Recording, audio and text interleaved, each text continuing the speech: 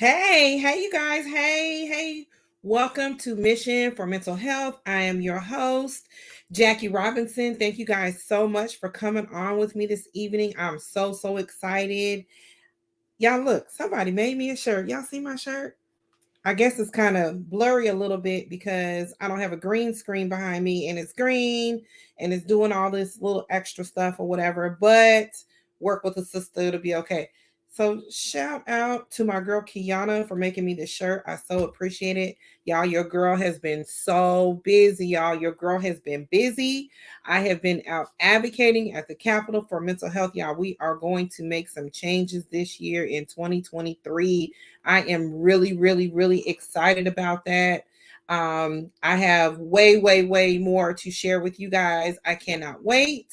It's coming together. And so I'm getting excited about it. It's a new venture for me. I never saw myself at the Capitol, but guess what? Y'all girl has been down at the Capitol. So I am excited. So check this out. You know, um, Tyree Nichols, right? I mean, this is not the first time anything like this has happened in our community. We are very much accustomed to this. We have gotten very used to it. It's back when I was young, Rodney King was the thing, right? But we didn't, it was on camera. We saw it, but I guess other folks didn't see it. So it's still happening. And then, George Floyd. And we got to watch, like literally watch someone lose their life by the hands of law enforcement. And so then we have all these different incidences that happened since then. You all know them. I don't have to name them all. But something came to me after Tyree Nichols, right? And I at first wasn't going to watch that video. I wasn't. But something told me to watch the video. And when I watched that video, the only thing that came to my mind was, oh my God, what if that was my kid? Now, you're talking about a sister who's coming from law enforcement. Oh my God, what if that was, y'all know my nose be running and carrying on. I've got my tissue, so work with me, okay?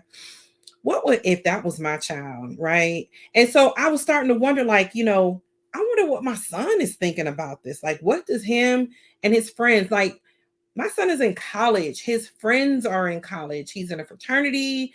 They're doing great things. They're not out here selling dope. They ain't robbing nobody. They're not kicking in doors. They're not in gangs. These kids are out doing what they're supposed to do. But I was curious to know, and I have to brace myself because I have absolutely no idea what my son is going to say. He's a guest tonight, along with three of his fraternity brothers. I have no idea what these kids are going to say, and I have to brace myself because I'm already nervous as a mom. So something told me, hey, why don't you bring him and his friends on and get their opinions? Let young people, young Black men, tell you how they feel every day, their everyday life, and is this affecting their mental health? So I'm going to bring them on. Let me stop running my mouth. I'm excited. Y'all, they handsome, y'all. But look, grown folks, it's a lot of grown folks who watch my show. I'm just gonna put this disclaimer out here right now. They handsome. I'm gonna tell you that now. But they somebody's son. Okay. All right. So I'm gonna bring them on. All right, here we go. So we are adding them. Y'all unmute yourselves. Unmute yourselves. All right. So Heston, unmute yourself, honey. Okay. All right. So like I told y'all, I got y'all 4 educated Black men doing great things, right? And I brought them on, handsome. I told y'all they were handsome, but I told y'all they somebody's son. Don't be inboxing me talking about who is that, y'all. Y'all, look, y'all. My audience is grown. They grown like me, but wow, they out here. So let me introduce them to you, and I'm gonna let them say a little bit about themselves. I told you that my son is one of the guests. I'm sure you guys are familiar with him. You heard me talk about him 50 million trillion 1,000 times in the past. He is a guest on the show tonight. Y'all make sure you're commenting. We want to have a conversation. So we're gonna start at the top. We're gonna start with Haston Holder, right? Did I Yeah. say it right? Yes, ma'am. All right. So Um, has well, to start tell off, us a little bit about yourself. okay. I'm a third year political science and criminal justice as well as psychology minor. My major is political science. I'm from Columbus, Georgia. I plan to do real estate law in the future. All right. So we got a future lawyer. Okay. And then we got Isaac Jennings. Hi, everyone. I'm Isaac Jennings. I'm a recent graduate of Fort Valley State University with a psychology major, and choosing to do that for uh, therapy and counseling as my secondary. My primary goal is to be an actor. Okay. And Mr. Thomas, Anthony Thomas, right? Yes, ma'am. Good evening, AJ everyone. I Thomas. am Anthony Thomas, formerly AJ, a junior psychology major from Decatur, Georgia. With my psychology degree, I plan to go into seminary to major in a religion field, to then go on to do ministry and social justice. So tonight's podcast is right in my vein of work, Yes, it talking is. about ministry as it pertains to mental health and social justice, and how Black theology as a liberation form comes together to address both policing and social justice and Black mental health. Good job. And last but not least, y'all have seen him before. If you all are on my social media, you already know who this is. So, Tyson Lattimore. Hey, Mom. Hey, son. Hey, everybody. I'm Tyson Lattimore, senior veterinary technology major, all the way from Ellenwood, Georgia. And, I'm always happy to be here and be on the podcast, especially for my mom, especially Yeah, what I'm she doing. Like, always we got a happy to big have you mission, on here. man. So, hey, Always I don't happy to ever, have you. I'm always I happy to don't have ever you on here, hesitate to have them son. on. Always happy to have you on here. So, can I give a shout out to your organization? Is that okay? Of All course. right. So, all these men here are members of the first fraternity, Alpha Phi Alpha Fraternity Incorporated. So, we always want to give them a little shout out and recognize the organization. Just so you know, the poodles love the alphas. So, We love the poodles. we know y'all love the poodles. Because Tyson, you got a favorite poodle. You. All right. So anyway, so let's jump in. So, you know, when I was a kid, when I was young, I wasn't even a kid. I was like maybe close to your guys' age, maybe a little bit younger. We had the incident with Rodney King. Y'all heard of the Rodney King beating? It was Yes. videotaped. We watched it. Everyone knew that that was a beating. We all were clear on what it was. However, officers were never convicted. And so we do know that things do happen with law enforcement. It's a continuous cycle. Everyone, and I'm not bashing police because I am truly a y'all know that I'm in law enforcement myself. If you all didn't know, you guys, I've been in law enforcement since 1997. So of course, I love what the police department does in the communities and things like that. However, we all know that there is bad in every profession. Everyone shouldn't have the badge and the gun. Everyone doesn't deserve to have it. It is a job that it's the only job in the country that gives power to take people's freedom away. This is the president can't even take somebody's freedom away. So when you have that much power in a profession, you have to respect that and respect the people that you deal with every day. But of course, you have people who are not um, shouldn't have. They just shouldn't have the job. And so, we're all familiar with incidents that happen. And when I saw the Tyree Nichols situation, the beating, when I saw the beating, we'll just call a spade a spade. Initially, I didn't want to watch it, but I watched it and my heart broke. And my heart broke because I was like, oh my God, that could be my own. I have two sons that can easily, easily have been one of my boys. So this is what brought me to the topic because I wanted to know, how do young Black men feel about what you all saw, if you saw the video, or what you've heard, if you heard the video, or your own experiences. So I'm gonna start with you, Haston, and tell me a little bit about what you thought when you saw the video. I'm not gonna lie to you. When I first seen the video, the first thing that immediately came to mind was probably police reform. And not necessarily like I felt like there needs to be checks and balances as far as the criminal justice system is concerned. Right. So that things like this aren't just happening, or people aren't just abusing power that they think is absolute.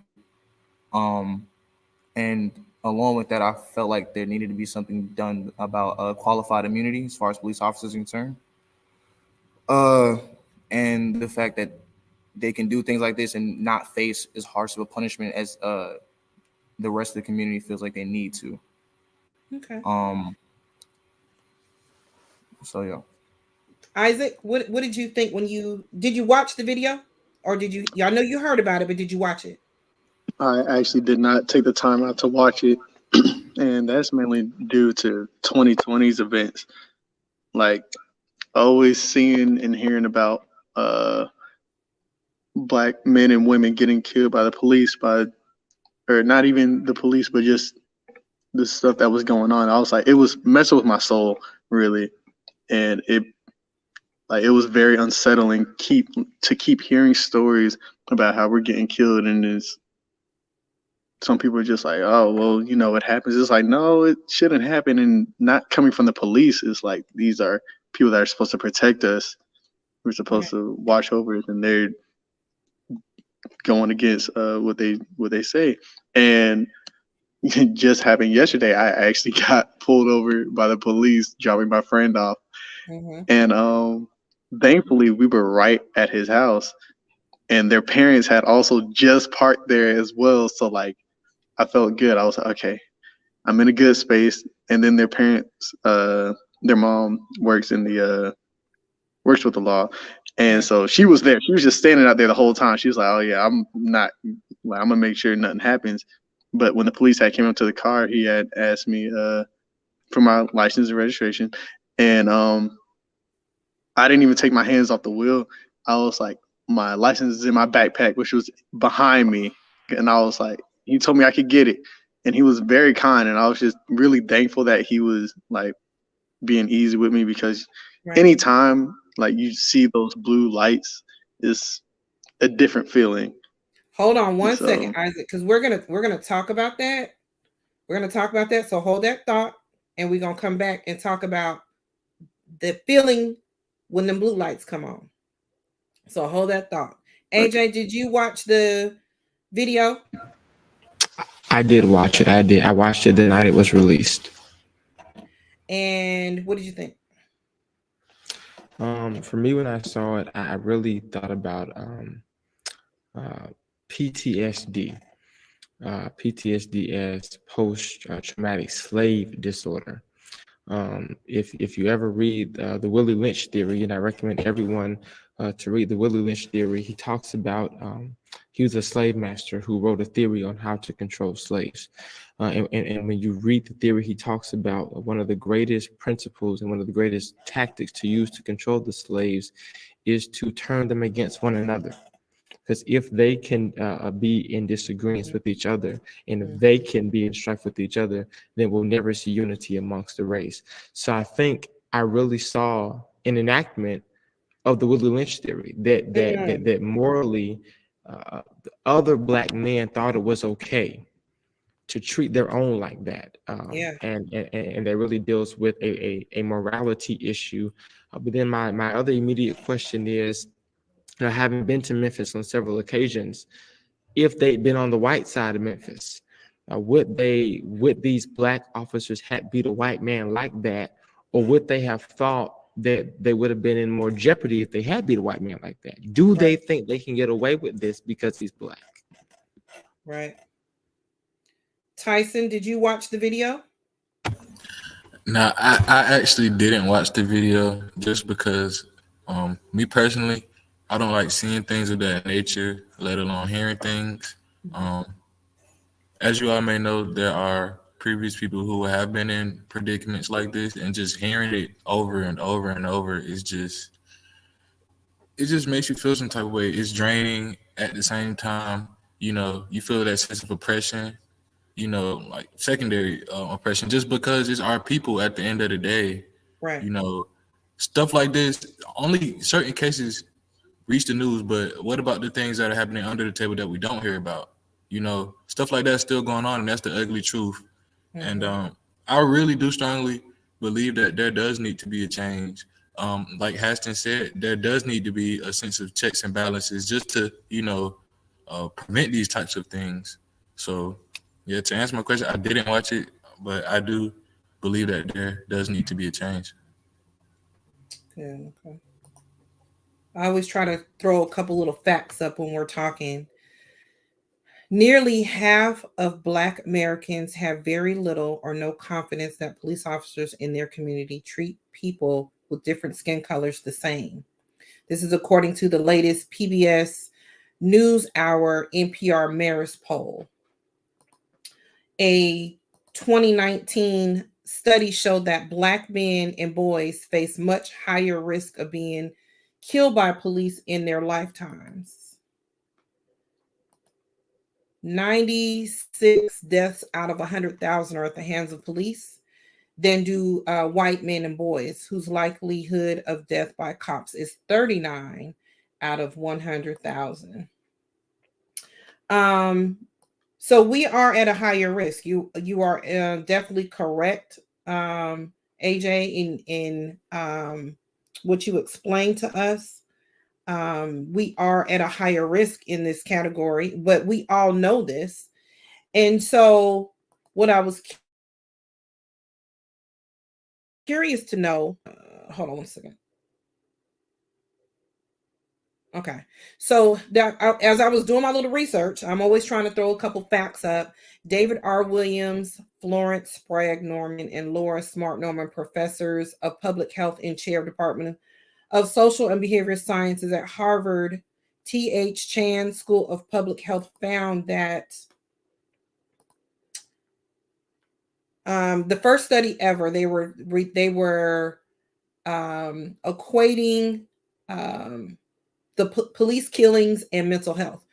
And they said this is the first study in 2018 that found that a police killing of an unarmed African American triggered days of poor mental health for Black people living in that state over 3 months. So anytime, so just for the next 3 months, the study is showing that the people in Memphis or their mental health are going to be affected longer because this was an unarmed Black man killed by law enforcement. So I want to know, have any of you all had to have your parents had to have the conversation with you? Y'all know the conversation? Y'all know what I'm talking about? Tyson, has your parent had to have the conversation with you? Yes. I got a comment. Hold on. So I'm not ignoring you all. I'm reading comments too. One day I'm gonna get me a moderator. A question for Jackie and Tyson too. How do you work through the sort of double conscience that it takes to be closely tied? Okay, I'll come back with you on Leilani on that one. And what else did she say? Also, how do you deal with fever? Okay. I got you, Leilani. I'll be with you in a second. So, Tyson, do you remember us having the conversation? I actually do remember this conversation, and even to this day, I apply it. I don't get pulled over a lot, but when I do, you know, it's for minor things first and foremost. But I do implement everything that you taught me. Right. What about you, Haston? Have you had to have your parents had to have the conversation with you before you would? I guess even when you first started driving, was it when you first started driving? What was it when you were a young kid, like 13, when you wanted to go out with your friends, or when you went off to The college? first time my mother had to have a conversation with me was so I'm Jamaican. I'm a Black Jamaican Guyanese as well, and out of respect for my heritage, I want to have locks. When I first decided to grow my hair out, when I first decided to grow my hair out, my mother told me the repercussions of my actions might include people being like, okay, they might be your hair might be dirty, might be unkept, employers might not look at you the same. But she said another one is you might also be considered a higher threat as far as the majority is concerned. So and sadly to say, everything she said, and this was like in third grade. Um, like when I first started growing my hair out. This was in third grade when she told me this. Middle school, I remember the first time it happened, because everything she said was right so far. First time it happened, I was walking through a white neighborhood with my friend on the way to a Publix, because we had to get some water. And one of the white ladies staying in the neighborhood called the cops on us, because we were just walking through the neighborhood on our way home. And in other instances, I've had police, and I've never smoked. I don't smoke. Threaten that they smell weed and try to arrest us, or try to detain us in some way, shape, or form. So it's definitely been present all the time, and I've always been trying to try to be wary of the situation, Right. to make sure I don't alarm anyone and escalate the situation needlessly. Right. AJ, did your parents have to have the conversation with you when you were a little kid, or when you first started driving, or when you went off to college? Did they have to have that conversation? I had the conversation at several different stages. So I grew up in Decatur, but when I when I was so I went to elementary school in Decatur, and then when I went to middle school, there was an incident at Latonia Middle School. My mom decided that she didn't want me to go to Latonia Middle, so we changed counties, and it was a predominantly white county. So the conversation that my mom had with me then was about being in a different environment, understanding that I don't have to prove myself, but they're going to try to make you prove yourself. And then when I started driving, that conversation changed to Mm-hmm. policing. But it's amazing how those conversations have replayed throughout different stages in my life. And I'm a words guy, so it's interesting how you can be perceived as one thing until you open your mouth. That we're automatically interpreted as being ignorant. That we're automatically interpreted as being subservient until we open our mouths. So it's been interesting watching it unfold from policing to education to career, Right. and those conversations continue because my mother continues to give those conversations as they're relevant to my progression throughout life. Yeah. Isaac, what about you? Did your parents have to have the conversation? Yes. So What was the the conversation? conversation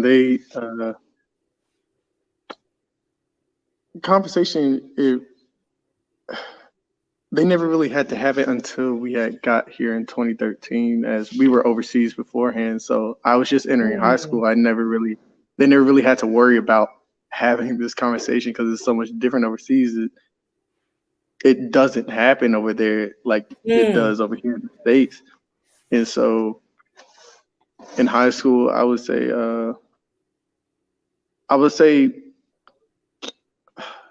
my freshman, sophomore year of high school, they had taught me about it, but they also made me go to small meetings that other Black men would have for the younger generation to talk about what to do in situations. mm. You know, it's I was hoping that I could have found like maybe a young white male your guys' age to get their perspective, because I think that they oh, somebody white over there. Is that what y'all looking at? We have a white line, brother. Huh? We have a All white y'all line, brother. all y'all smiled at the same time and looked. We Because just thought I about that wanted, white line, brother. We have. oh yeah, I saw him. Is he there? Okay. Oh, It's I always wanted to know their perspective and how they felt, because what conversations do their parents have? Do they have the same? Tyson, remember when I told you when you get pulled over to always already have your driver's license. You tell them what I taught you. Okay, so basically, when you get pulled over, just go ahead and pull over, and basically just make their job more easier. By Um, doing what? Having your everything that they're gonna ask for, already have it on hand or somewhere close by. Where are your hands So supposed you to be? can you say it one more time? Where are your hands supposed to be? Oh yeah, you always want to keep your hands, on the dashboard, on the steering wheel, something up there in that area, just so you can not, pose yourself as a threat to them. You don't want to always do that kind of motion. You want to have everything, you know, probably like the center console or the sunglass department up there, because out up is always better than down. They're actually very paranoid, so just kind of try to give them a little peace of mind. It is unfortunate. It's freaking unfortunate that these are the conversations that we are having with our boys. I don't have to have these conversations with my daughters. I only got to have these conversations with my sons. So now let me ask you this. When the blue lights come on, how do you feel? And I'm going to go to Isaac because he was getting ready to share his story about being pulled over. When the blue light, so the statistics say that a person, just an average person, heart rate, stress level goes up the most during a traffic stop. Just the average person. So, what is it like being a young Black man being stopped? Like, what is that emotion? What is that? What's going on? Like, what's that thought? Am I going to die? Or, do you instantly go to, oh, shucks, I might die during this traffic stop? I mean, Isaac, you were saying, somebody's mama had to be there that was in law enforcement and you felt safe because somebody's mama was there? Yeah. So, like when it happened, it was so sudden. The reason why I got pulled over was because I had ran a stop sign. I thought I stopped. It was nighttime in the area. I just happened to turn a little bit too fast, or I didn't slow down enough. But when I turned the corner and the lights came on, I was like, "Oh goodness! Like, what's going on?" And I was like, I don't. Me and my friend in the car, we were like thinking about what could have been wrong. That's the first thing. Like, okay, what's going on? Second thing is, okay, his parents are right there, so it's kind of like a stress reliever. But I had a tail light out before, like a few months ago, and when the police came, it was there again, and I'm just like, oh my gosh, like it's nerve wracking. Like my whole body's just like, okay, it kind of like tenses up a little bit, but then I tell myself to just breathe and just listen to what they're saying, speak calmly. Like, do I know, like you said, like you got to make sure you know where everything is, like your license and whatnot. Keep your hands on the steering wheel. It's basic stuff that I go through. So it's like, okay, I know what to do. But it's still like an issue because you don't know if that police is having a good or bad day. And being a Black man is like, you could get out the situation, you could not. How does that affect your mental health? How does it cause you more stress or no? Or how does that affect you daily? Knowing that even if you're not in a car, y'all are in the country.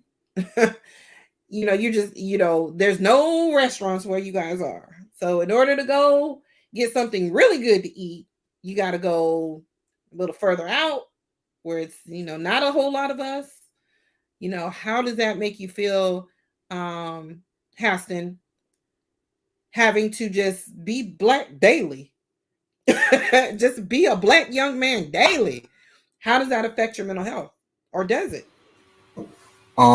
As far as a daily basis, I'm gonna be honest with you, I don't drive, but I have been stopped, and well, I've been in the passenger seat. Obviously, when people have been stopped, friends of mine have been stopped. Um, in more serious situations, we've had I've been in instances where there are like three police officers on either side of the car, looking into the windows, still trying to make sure everything look cool, and we're just trying our best to make sure that we're not making any sudden movements that alarm any of the officers looking into the car or trying to do their like search for whatever arbitrary reason that they decided for the day. Um, but it's definitely a stressful situation that I would love to avoid at all costs. Um, and it's Are you something that afraid of the police?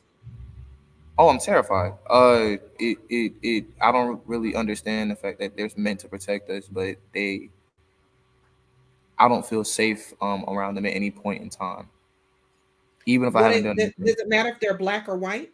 I'm gonna be completely honest with you. It does help. It does help a little bit more if they are black. Um, Okay. it puts my mind a little more at ease. Okay. What about you, AJ? How does being I how does being black, just being black, out in it the streets, just living your day? I mean, we have a future minister here. You know what I mean? This guy is not out doing anything. He's all of about what, 5'9", all of about 130 something pounds. You probably bigger than 130 pounds, but I'm just saying, small frame guy. Look, if y'all seen him, every time I see him, he look like he getting ready to preach a sermon. Every time, the times I've seen him, he don't look like he could hurt a fly. But how do you feel, just being black out here? I want to quickly just speak to two different perspectives. Yeah. One is actually a really personal question. So I'm an only child on my mom's side, and my mom's a contractor, so she works. His laptop just died, so he's gonna come in right here. Yeah. So here we go. But it's personal because my mom is a contractor, so she flies out Monday mornings and come home Thursday nights. But my senior year of high school, I was in a situation where I fit a description for someone who the police in DeKalb County were looking for theft. And long story short, I ended up being arrested that night in a suit after preaching revival. And that's why the video was personal, because my mom was in Boston and I'm an only child. So I felt that feeling of wanting my mama there, and having to sit in the Cat County jail overnight waiting for my mom to come, home the next day. It's a feeling that's indescribable, because there's a point of feeling for black men that mama is superhero. And I could only imagine how Tyree Nichols felt, crawling and longing, knowing that if he just got to his mom, maybe, just maybe, if anything, she would have had to die with him. And then secondly, I have a weapon. When I turned 21, I went and got a weapon just because of the neighborhood I live in, and the times that we live in. And I actually went and got my weapons to carry license. But even then, there's a whole different type of fear that you get getting pulled over for anything, knowing there's a weapon in the car. And I ended up paying for a class just to know how to go about, letting officers know. So when I get pulled over, like for example, how you told Tyson that I already have his stuff out.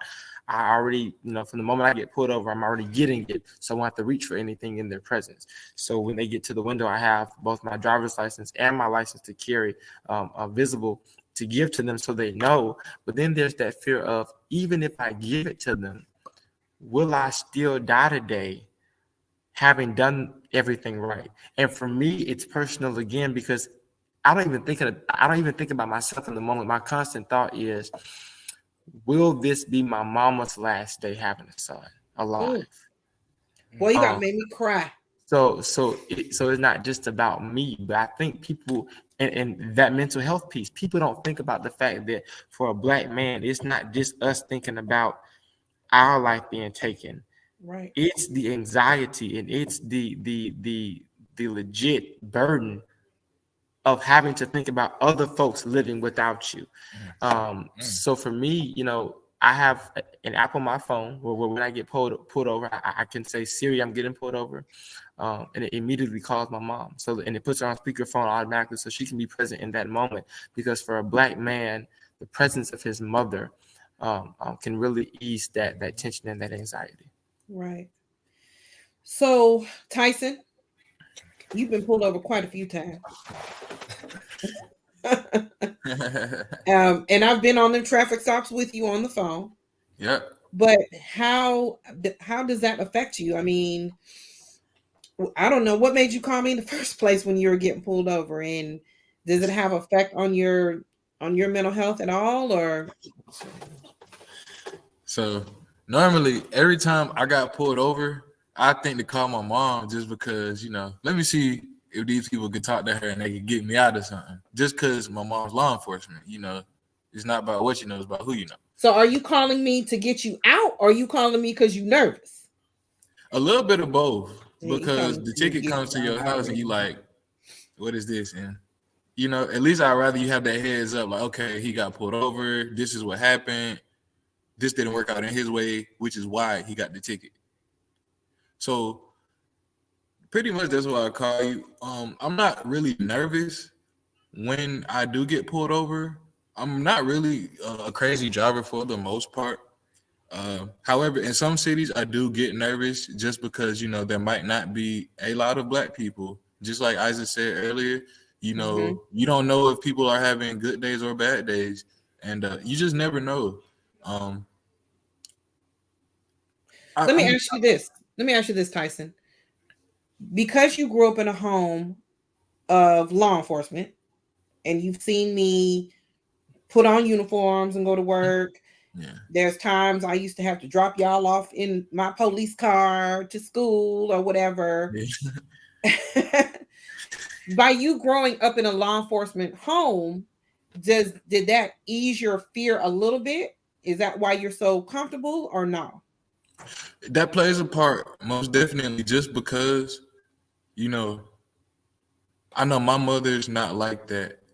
I see how officers carry themselves. I don't know if you remember, but one of my football coaches, when I first started playing football, he was actually a police officer too.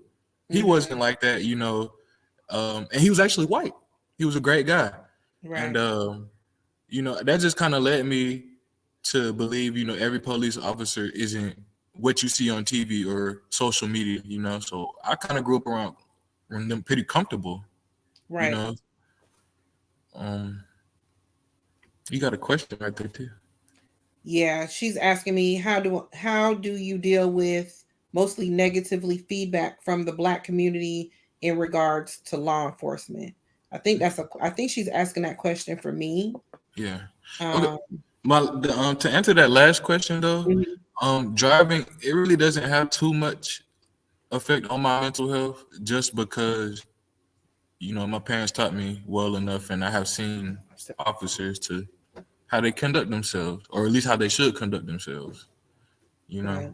So you've had positive experiences, which has eased your concern, versus AJ, on the other hand, who's had negative experiences, which is causing him to feel something a little bit different about policing. We're all not bad, there is bad in this profession, and we need to weed out the bad in this profession, and we're still trying to. Well, it's hard. I've had some good experiences. I had some bad experiences, all the way up until me opening my mouth and they see what kind of person I am. I have gotten judged before based off my physical image. I'm 6 foot, 225, football body with a bunch of tattoos. So you already see, you would think that I'm up to no good until, I open my mouth and you hear me speak. So, we have a question, y'all. Is all y'all batteries dying on me? Yeah, their batteries are dying.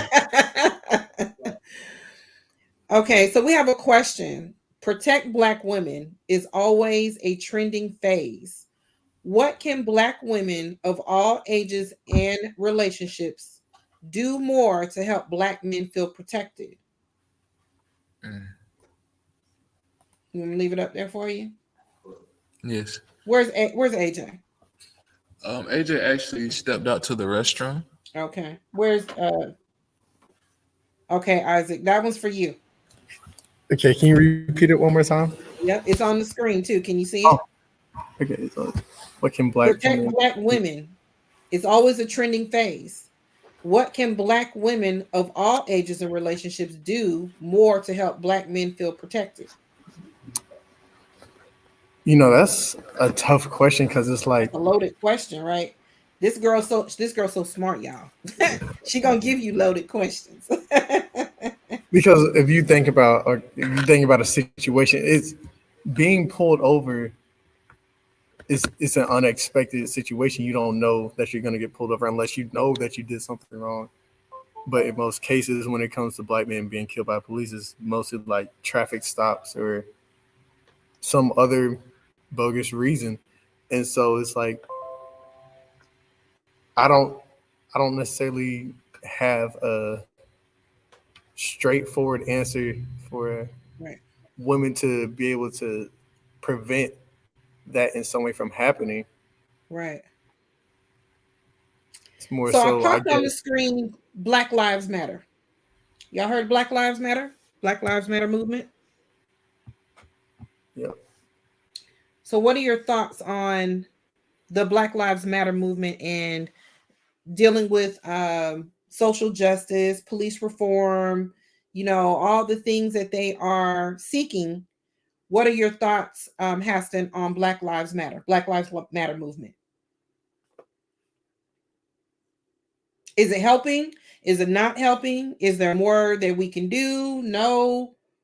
Are we wasting our time? I mean, I'm not a part of the Black Lives Matter movement, but they do have some things in that movement that I wholeheartedly agree with. And of course, there are some things that I don't agree with, but I do respect their agenda. What are your thoughts on the Black Lives Matter movement?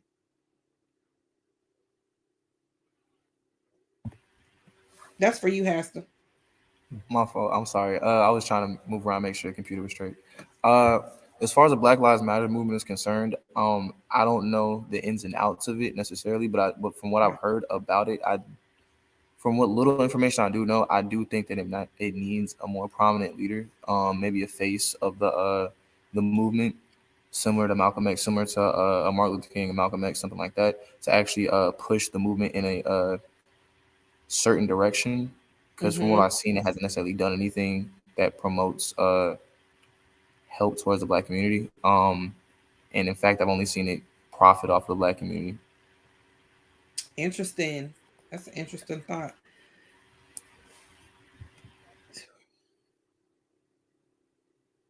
Oh, okay. Uh, there's a little clap back right here. Leilani, stop putting them in unnecessary situations to where the Black men have to step in and protect them. It's hard. Look, clap back. It's okay. Um, it's hard as a mother to send your kids out, send your sons out in these streets. Even as a mother who's been in law enforcement since 1997, it is difficult sometimes because you are worried about um, is my kid gonna be okay? Is my kid gonna do what I taught them? Or are they gonna remember what I taught them? Am I gonna be like Tyree Nichols' mom, where I am literally 100 feet from the house and something happens? And so not only do I worry about crazy people in the street messing with my kids, but I do have a huge concern about people who can take my kids' freedom away. And sometimes there's situations that I can't get you out of. So that is a big worry for mothers, and fathers too. I'm going to have some fathers on next week to talk about, how they have to have these conversations with their sons before they send them out in these streets, and which is sad because we're the only community doing that. We're the only community doing that. Do you feel if you had to call 911, do you feel you would be okay with calling 911? Like, do you think that when you call for that officer's help, is AJ back? Nah, he's still in the restaurant. Okay, well, okay. Isaac, if you had to call 911, Just straight. Um, calling 911. or would you Depending on the call? situation, like if it needs police, as in like there's shooting going around, yes. Because it's like if I'm not involved in it and I don't want to, like I'm trying to get away from that, like call police unless somebody else like already did. But I feel like dialing 911 should be like an actual medical emergency, like something bad has actually happened. Like it might not even be a shooting, just like an accident had occurred. But the comfortability in calling 911, it's definitely hard because you're like, there have been cases where people have called 911 and the cops just turn on them, and it's like you missed the I whole point. I called didn't y'all call out here. police, but it's weird. It sounds like it's hard for y'all. Yeah. And you're young and you still have a whole life ahead of you. Do you think that it's going to change as you get older? Or do you think it's always going to be this is my normal? Unfortunately, it seems like the norm right now, even from way back then, from Rodney King. It's like that was something that was recorded, but it's like you don't even know what was going on behind the cameras. Like there weren't cameras out like there are now. Everything's being recorded. And the fact that there's a lot of stuff going on, it's like, well, what happened back then? Everything's still not being recorded that happens. Right. So Right. it's an unknowing thought of what could possibly happen to me. And the best thing to do, what I've heard many black men and women say is like try not to think so much about what could happen. You put yourself in the best situation in where you would not have to be like have to worry about that. That's all you can do. Right. And try not to even think about it. That's why I didn't even take the time out to watch the video. I don't want to mess with my spirit because it's like I know how I get like a hole in my chest and it just feels weird. And it's like, that could be me. And it's like, I don't So want to. what do you do to manage that? What do you do to manage that stress right there? Like what do you do for yourself to ease that anxiety? Talk with other black men, honestly. Right. Where's Haston? That's right here. AJ's back at the computer too as well. Okay. Let me get AJ. No, let me get Haston first. AJ, you stay right there. Yes, ma'am. All right. So, Haston, what do you do to help with your mental health, to maintain your mental health, knowing that, hey, this is my normal. I'm black. There's nothing I can do about it. Every year I'm gonna have a birthday, so I'm gonna get older. It is what it is. We can't control all police or anything like that. But what do you do for yourself to maintain your mental health so you don't go crazy worrying about the police fooling with you? To be completely honest with you, the only thing I do, especially like this goes with anything mental health wise, I try to first meditate and kind of reflecting on the actions, like maybe my actions, the actions I've had in the future, anything that anyone else has done, historically speaking, or I've seen recently in the news, and think what could have been done better in that situation. um, to help kind of mitigate some of the problems that you might deal with, and also pray about the situation, because sometimes you just kind of have to leave it with God. But that's really all you can do, because I think like my brother Isaac said earlier, Y'all you got a don't lot know of who's having a feedback. bad day. Are y'all sitting by each other? Yes, man. Yeah, when y'all move down, y'all got a lot of feedback. One sec, Tyson, mute your mic. Oh, that's awesome. Okay, do you still hear me? Or mute. Yeah, go ahead, Pastor. Okay. I was saying just prayer and meditation. And just hope for the best, because you never know who's having a bad day. Right. Prayer, meditation. I got you. And so, Tyson, I guess you feel you good. You ain't worrying about police. You Gucci on that. Yes, for the most part, I'm not really too worried about the police, just because again, you have taught me how to conduct myself. I know how to conduct myself. And my biggest thing is just don't give them a reason. Don't give them a reason to be provoked. Don't give them a reason to get angry. Do what they say, comply, and you should be good for the most part. Simple. Okay. AJ, how do you had a really horrible experience in the county I work in. Horrible experience.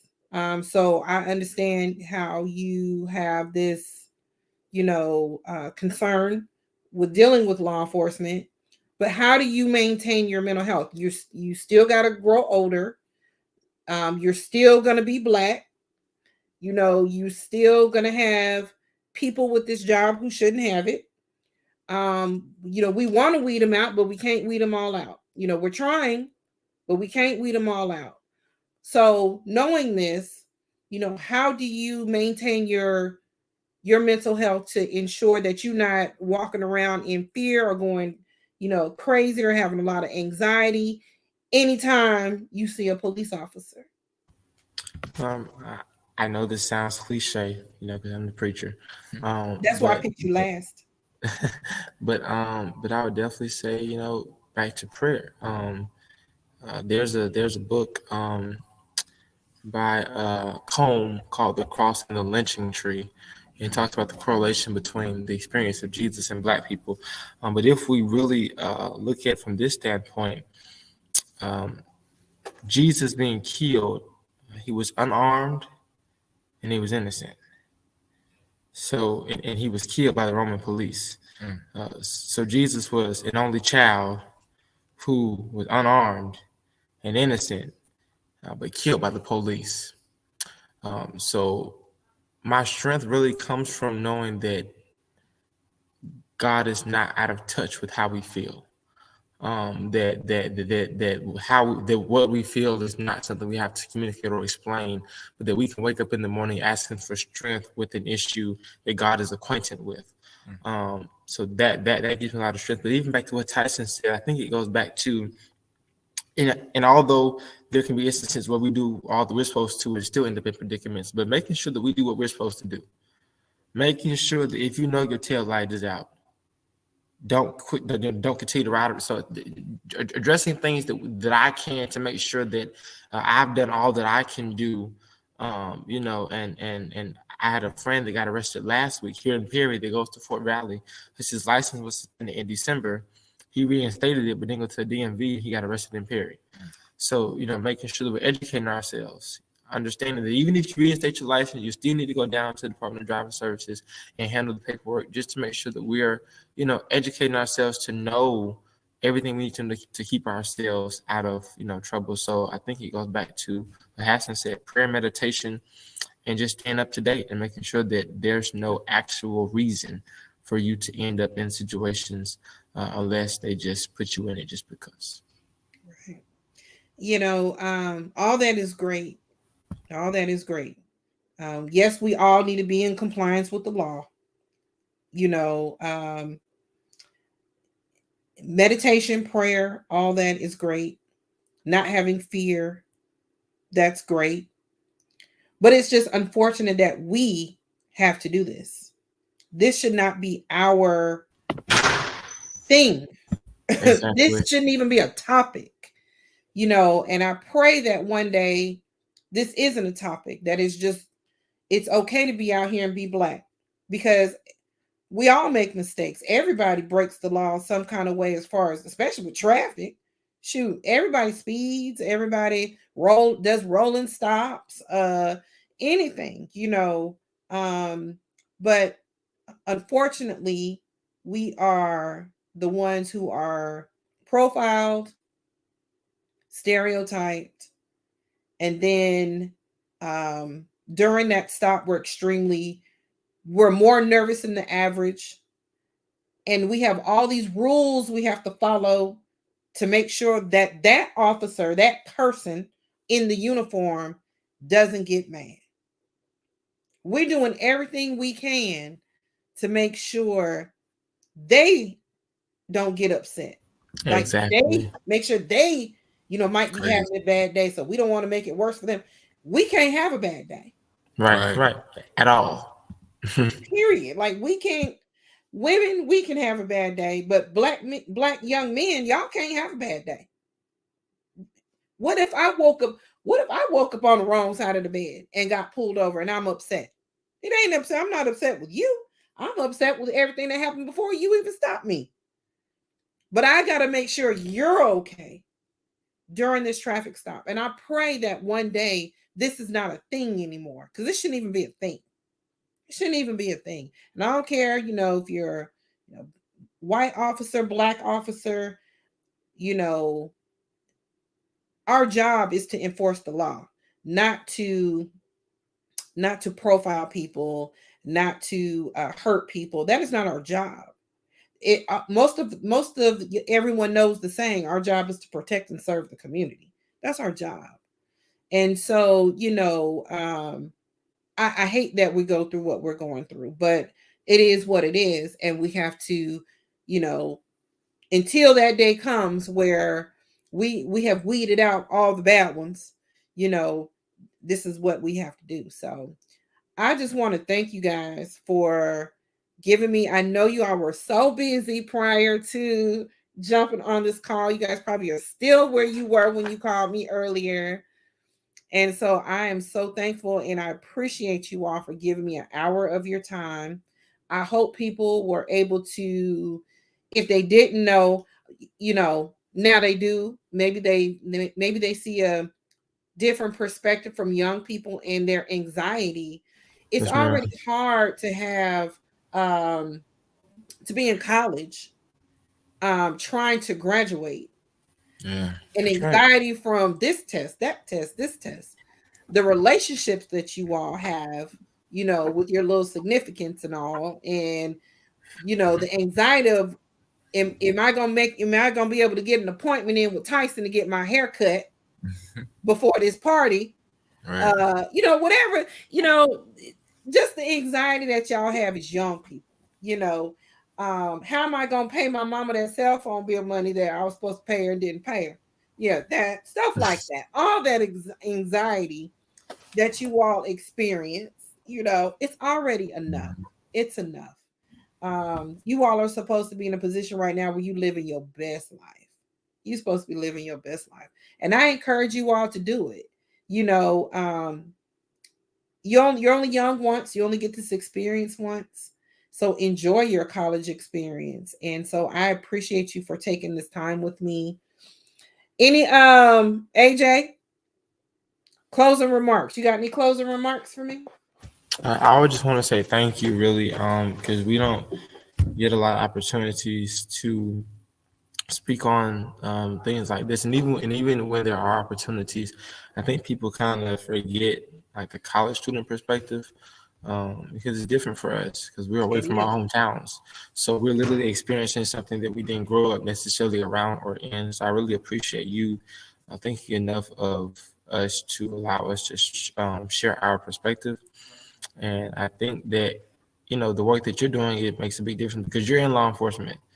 So people Right. already look at you with the side eye, like which All the side you time. on. So I think it makes a big difference to see you making strides to say, first of all, it really makes a big difference to hear officers condemn the officers that killed Tyree Nichols. Just plainly stated, So I really appreciate you speaking out against it and inviting us on this podcast to share our perspective. Thank you so much. I'm happy to have you guys. Haston, you got any closing remarks? I feel like my brother said it all. I'm definitely grateful for this opportunity to further elaborate on some of the issues that we've been having from our perspective. I thank you for all the work that you do for us in our community, enlightening others as well. It's just, I love the work. Thank you so much. Thank you. Isaac, you got any closing I don't know remarks? if the brothers, I don't know if the brothers have said it before, but seeing some of our brothers, I'm in another org as well that has police officers, so it's like seeing that it kind of keeps the comfortability there.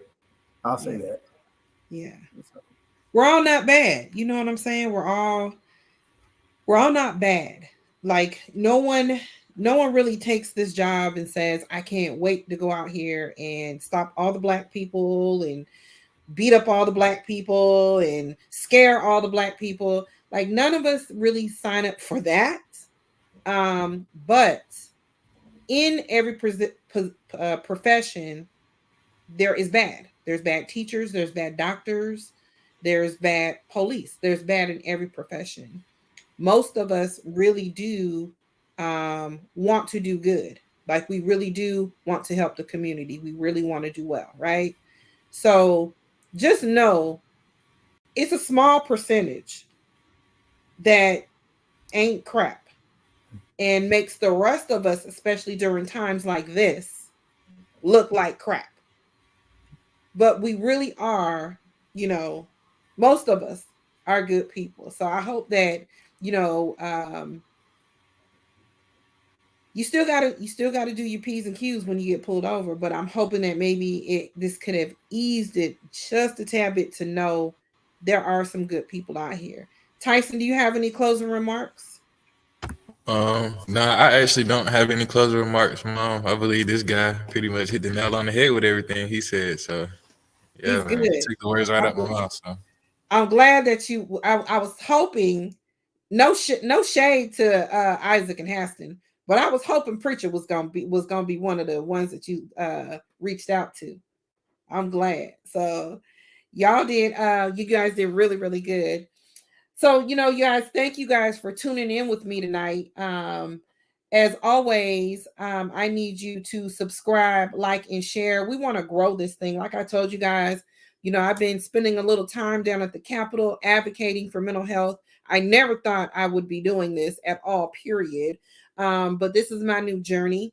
I believe healing is in the conversation. So I bring people on to share conversations, and hopefully someone can receive some healing along the way. I want to grow, and I can't grow by myself.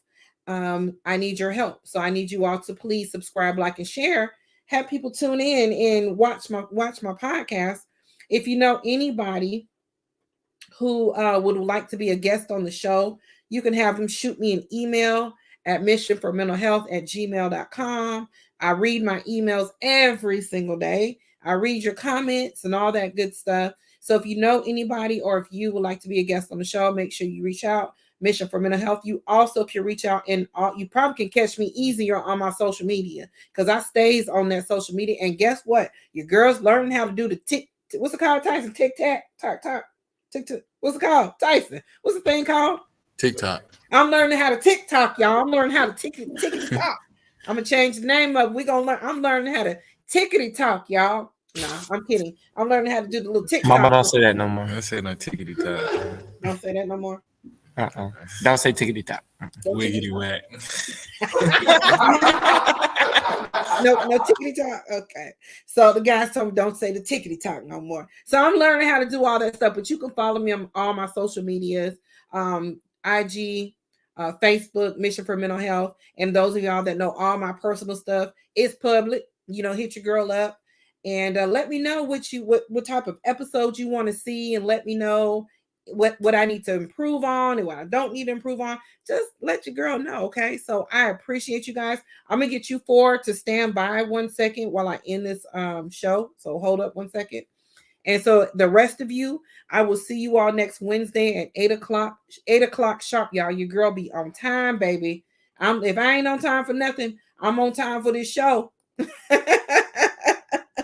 Look at my sword talking about don't say that no more. Okay. All right. So y'all have a good one. Be blessed. Enjoy your week. Have a safe weekend. Be safe. Super Bowl Sunday. I was pick a team, but I ain't picking one. 2 black quarterbacks. We'll go for that. Woo woo. So see y'all next week.